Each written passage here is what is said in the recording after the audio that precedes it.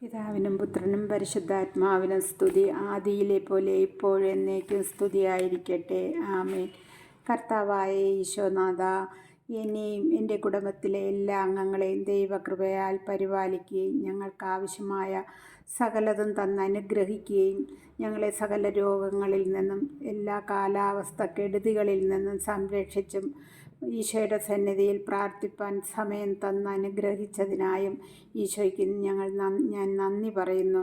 കർത്താവേ, ഇന്ന് പ്രഭാതം മുതൽ ഈ രാത്രിയുടെ ഈ യാമം വരെയും ഞങ്ങളെയും ഞങ്ങൾക്കുള്ളവരെയും അവിടുത്തെ കരുതലും കൃപയും തന്ന് അവിടുത്തെ മാലാഖമാരാലുള്ള സംരക്ഷണവും തന്നതിനെ ഓർക്കുന്നു നാഥ. ഇന്നേ ദിവസം ഞങ്ങളിൽ നിന്ന് അറിഞ്ഞോ അറിയാതെയോ വന്നുപോയ എല്ലാ പാപങ്ങളും അവിടുന്ന് ക്ഷമിക്കണമേ.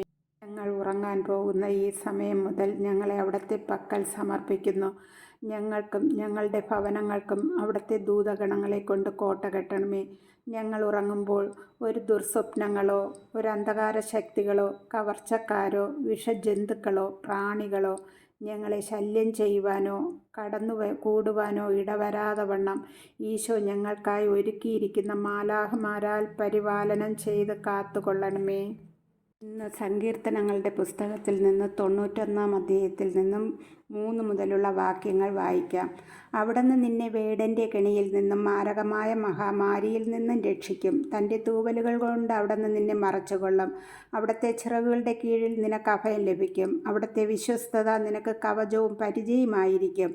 രാത്രിയിലെ ഭീകരതയും പകൽ പറക്കുന്ന അസ്ത്രത്തെയും നീ ഭയപ്പെടേണ്ട. ഇരുട്ടിൽ സഞ്ചരിക്കുന്ന മഹാമാരിയെയും നട്ടുച്ചയ്ക്ക് വരുന്ന വിനാശത്തെയും നീ പേടിക്കേണ്ട. നിന്റെ പാർശ്വങ്ങളിൽ 1000 മരിച്ചു വീണേക്കാം, നിന്റെ വലതുവശത്ത് 10,000, എങ്കിലും നിനക്കൊരനർത്ഥവും സംഭവിക്കുകയില്ല.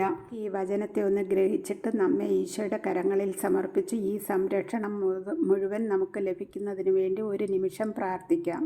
അമ്മ മാതാവേ, അമ്മയുടെ സംരക്ഷണവും പ്രാർത്ഥനയാലും ഞങ്ങളെ എല്ലാവരെയും കാത്തുകൊള്ളണമേ. എന്നെ കേൾക്കുന്ന പ്രിയ സഹോദരങ്ങളെ, നിങ്ങൾക്ക് ഇഷ്ടമുള്ള ഒരു 3-4 വചനഭാഗം വായിക്കണം. ആ വചനഭാഗത്തെ ധ്യാനിച്ച് നാം കിടക്കുന്നതിൻ്റെ 4 ചുറ്റും കുരിശടയാളം വരച്ച് നമ്മുടെ നെറ്റിത്തടത്തിൽ 3 തവണ കുരിശടയാളം വരയ്ക്കണം. ഇപ്രകാരം ഓരോ കുരിശ് വരയ്ക്കുമ്പോഴും മനസ്സുകൊണ്ട് പറയണം: യൂദന്മാരുടെ രാജാവായ നസ്രയേൽക്കാരനായ ഈശോയെ, പെട്ടെന്നുള്ള മരണത്തിൽ നിന്നും സംരക്ഷണം തരണമേ. ഈ പ്രാർത്ഥനയും കുരിശടയാളം നാം രാവിലെ ഉണരുമ്പോഴും പറയുകയും ചെയ്യണം. ഈ പ്രാർത്ഥനയും കുരിശും നമ്മളെ എപ്പോഴും കാത്തു പരിപാലിക്കും. അപ്പം രാത്രിയിൽ ഞങ്ങളെ ആരെങ്കിലും ഈ ഭൂമിയിൽ നിന്നും മാറ്റപ്പെടുകയാണെങ്കിൽ ഞങ്ങൾ വിശുദ്ധിയോടെ അങ്ങേ സന്നിധിയിലായിരിക്കാൻ എൻ്റെ ഈശോ ഞങ്ങളെ അനുഗ്രഹിക്കണമേ. ആമേൻ.